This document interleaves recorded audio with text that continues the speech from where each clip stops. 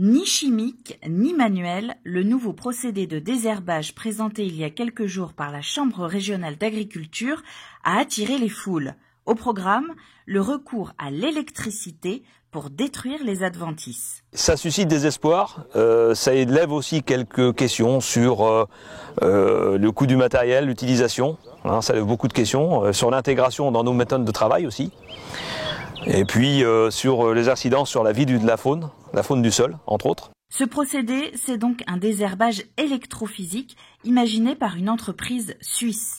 Une véritable innovation. Oui, on est vraiment sur de l'innovation puisque cette machine-là présente aujourd'hui n'a été testée que fin 2018 par Arvalis dans l'est de la France. Il n'y a pas eu d'autre utilisation en France ni en Europe puisque Zasso est une entreprise suisse qui fabrique son matériel en Allemagne. Elle est aujourd'hui plutôt axée sur la culture de la pomme de terre, de la vigne, du maraîchage.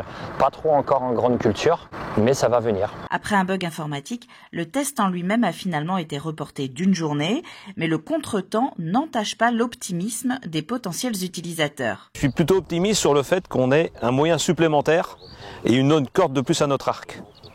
Un moyen de pouvoir sortir des problèmes sociétaux, des problèmes environnementaux qu'on a, et puis aussi un moyen de se dire qu'on fait quelque chose d'un petit peu plus, alors avec des grands guillemets, un petit peu plus propre.